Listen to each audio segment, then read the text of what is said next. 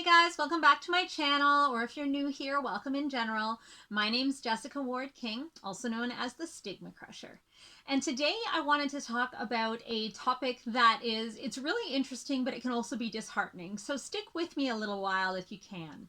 I want to talk about the placebo effect. Now, if you don't know, the placebo effect is when you give a treatment. It could be a pill. It's most often thought about as a pill, but it could be a pill. It could be a surgery. It could be a brace or any kind of treatment. And people get well even when there isn't an active treatment present. So you're probably you're saying to me, what do you mean? So what we often do to test treatments in medicine is we'll do a double-blind placebo-controlled trial. And what that means is that some of the people, usually half, but quite often nowadays it's more or less, but some of the people are given a pill or an actual surgery that has the active treatment in it. So the pill that has the medicine in it, or they're cut open and they actually have the surgery. But some of the people are given a pill that looks exactly the same but has no active ingredient. It's just a pill that's made of, it's a sugar pill essentially. It's a pill that's made of all of the other things that are in the original pill except the active treatment. So if we're talking about an antidepressant, for example, this pill would have the actual antidepressant that they think is going to have an effect on the actual disorder, and this pill would have all of the other ingredients, the guar gum, the microcellulose, the preservative, the whatever, but not that active ingredient. In terms of a surgery, what they'll often do is this, the person on this side here will have the surgery, they'll cut them open, they'll replace the valve, or they'll give the knee replacement or whatever it is. And the person on this side, they'll cut open, they'll put them under anesthesia, they'll do all the things, they'll cut them open, then they'll stitch them back up without having done anything. And what that's supposed to show is if there's a difference between the people that got the actual treatment, the drug or the surgery, and the people that didn't, and it shows that, yes, this actual drug or surgery did better, that's supposed to show that, look, the actual treatment is doing better than doing nothing. And so what you might expect is that this sugar pill or this fake surgery is going to have no effect, right? That's the idea, is that it has absolutely no effect, and the medicine or the actual surgery is going to have an effect. But that is not what we see. Throughout all the years that we've been doing placebo-controlled trials, we have always seen that this group that gets the sugar pill or just gets cut open and stitched back up, some of those people do better. They get better. They feel better. Maybe not all better, but better. And they also get side effects, so the nocebo effect. So when something negative happens as a result of having a sugar pill, there should be no negative effects either. It's a sugar pill. There's nothing in it that should cause any effects on the body, and yet it does. The question is, why? And when patients ask this question, really what it seems to come down to is it all in my head? Is my illness all in my head? Is getting better all in my head? And it comes down to, am I making this up? If I get better on a sugar pill, does that mean that I've been making my whole illness up? The answer to that question is complex, but ultimately no. There are effects that we aren't taking into account of the placebo. And this goes back to when I discussed that what we're talking about is a double-blind placebo-controlled trial. So what they did before that was the doctors knew who was getting the medicine or the surgery or whatever, and who was getting the fake pill or the fake surgery. And if the doctors and nurses and researchers and whoever was doing those treatments knew, they could treat the patients differently. So the ones that were getting the treatment, and remember, the scientists that are doing these studies, they're not dispassionate. they have a vested interest in their treatments working. First of all, they want patients to get better, but they also want to develop treatments that are going to get more and more patients better. Sometimes there are even financial considerations. Some doctors are actually involved with pharmaceutical companies, and so they have financial interests in making sure that those treatments get on the market and get marketed. So they're not dispassionate. And when they know who's getting the active treatment, they can encourage that person. They can offer them a sympathetic ear. Maybe it's not talk therapy, but it's something kind of close. Or they can tell them it's going to get better. Don't worry, you have hope. And then the folks that are not getting the active treatment, they just kind of give them their treatment and don't really interact with them. And we've seen that happened, and that's why they moved to the double blind. What double blind means is that neither the patient nor the researchers or doctors or nurses know who's getting what. And so they can't possibly treat anybody differently. The patients don't know, so they can't think, oh, well, I'm just getting a sugar pill, so no effects for me. Or, oh, I'm getting the treatment, so I should be expecting to feel something any day. That's what happens when patients know. But also the doctors and nurses and researchers don't know, and so they can't treat the patients differently. But there still is an effect, and the effect is of hope. At least that's my view on it. So when you are in a clinical trial, and I've been in a few in my lifetime, one of them was to get this deep brain stimulator that I've talked about before. But when you're in a clinical trial, there's a certain amount of hope. Usually in order to get to the clinical trial, you've tried quite a few drugs, particularly nowadays when we're talking about, second and third line therapies. You've had to, in order to get into the study, you've had to have tried a few things. So you've been down that road before. You've been through a lot of medications. You've been through a lot of treatments. You've been through a lot of things. And when you get into the study, it's like a triumph. It's like, okay, now I might actually find a treatment that works for me. I might get better. And so you don't know whether you're getting the treatment, and your doctor doesn't know whether you're getting the treatment, but you're sitting there waiting for something to happen. You're waiting for there to be a difference. You're waiting for there to be a benefit. And there's hope that maybe this could be the time that something changes for you, that something gets better. And that hope, especially when we're talking about psychiatric diagnoses, particularly when we're talking about, for example, mood disorders, that hope is something that lacks in those disorders to begin with. And so replacing a little bit of that hope in the person has an effect.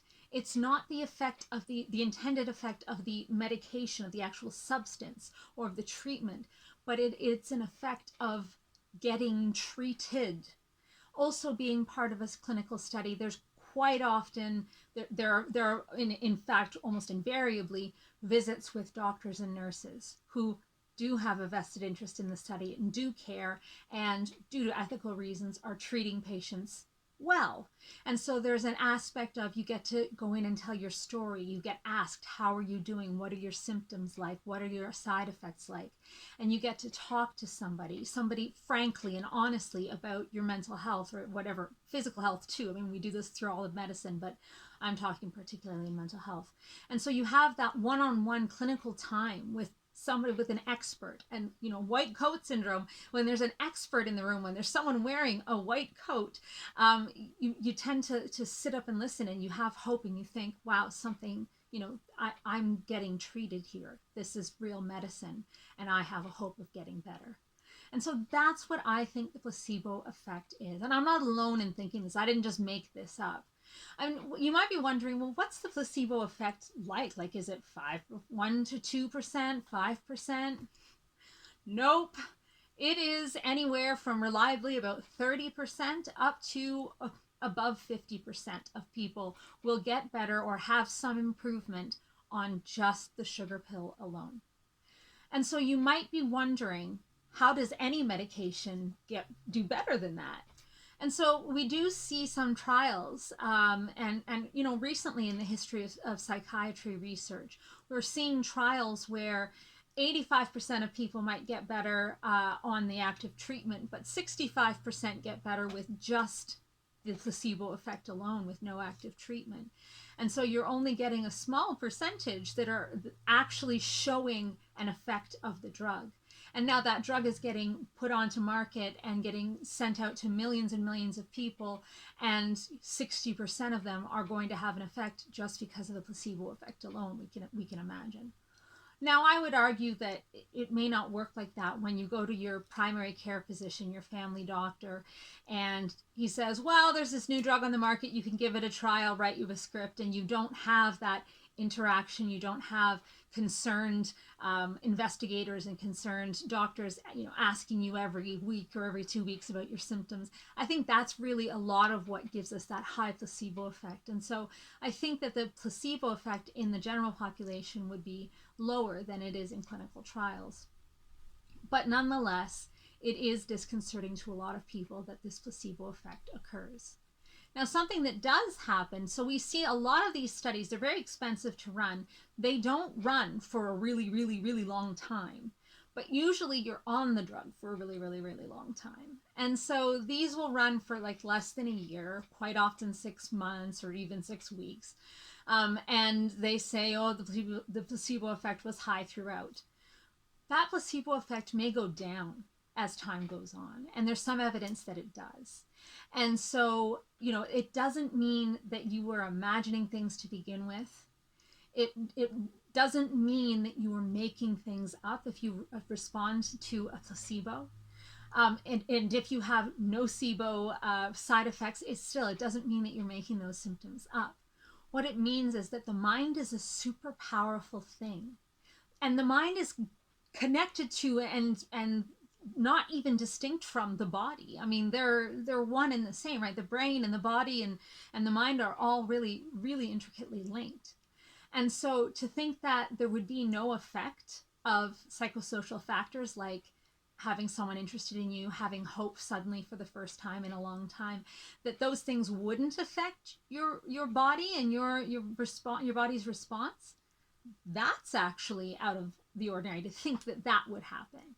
It makes complete sense to me to think that placebos would work, but they're not going to continue to work forever. And it also doesn't mean that your illness is gone and it will never come back, because the placebo effect probably will wear off. So if you find that you are in a study and you respond to the placebo, don't be hard on yourself. That's normal.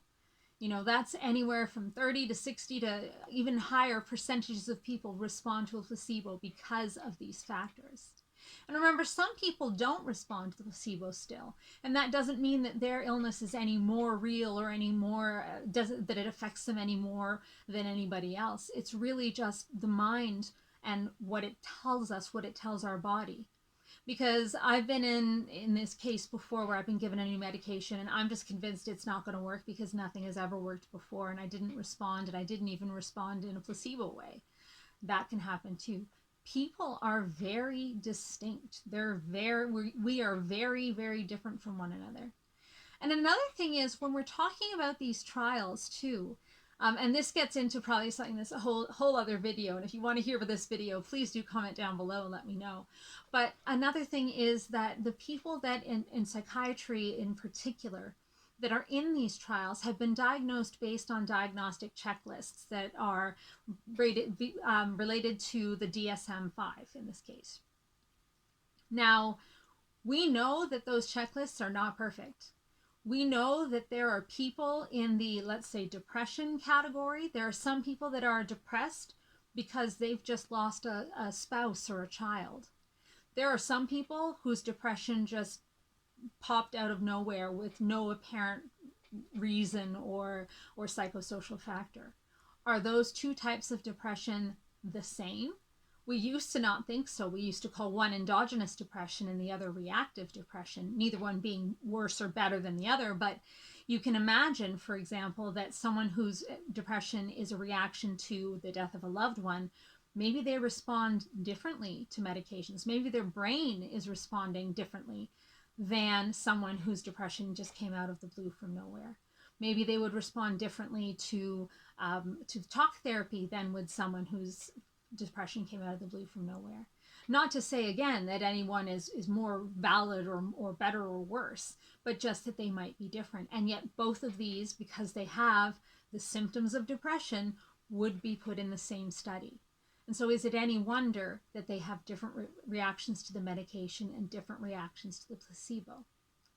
You might also see people in the same study who have had their depression for a very long time and others who have just started with their depression, and they might have very different reactions in terms of placebo or in terms of the reaction to the drug. People who have been in clinical studies before, and quite often there are folks that are kind of clinical study jumpers that go from one to the other and they're kind of getting used to the process, they would have a different response, but they're all lumped in together. So remember, when you're looking at the studies and you're seeing the placebo effect, or when you're looking at your own experience and you're seeing the placebo effect, don't be so hard on that placebo effect.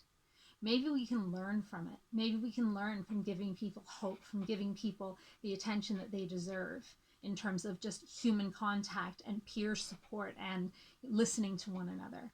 Maybe that's what we can learn from the placebo effect. Not that drugs don't work, not that big pharma is evil, though it might be, I don't know. Again, that's another video. But that we really need to start treating each other as humans, and that's what's going to make 30 to 60% of us better than we were when we started. So those are my thoughts on the placebo effect today. Did you find this video interesting? If you did, hit that thumbs up. If you're new here, remember to subscribe and also turn on that notifications bell so you will be notified each and every week when I post. Do leave me a comment. The topic for this video was actually based on a comment left by a viewer a few weeks ago that was asking about the placebo effect. So do feel free to comment down below. Give me some ideas for new videos and share your experiences of placebo effect and how that might have affected how you think about your disorder. I can tell you that for me, I've gone through the journey of thinking, if I respond to the placebo effect, does that mean I'm making it up? But I have arrived firmly at the decision that it does not, and it doesn't for anyone. All right, everyone, take care and have a great week. Bye. StigmaCrusher.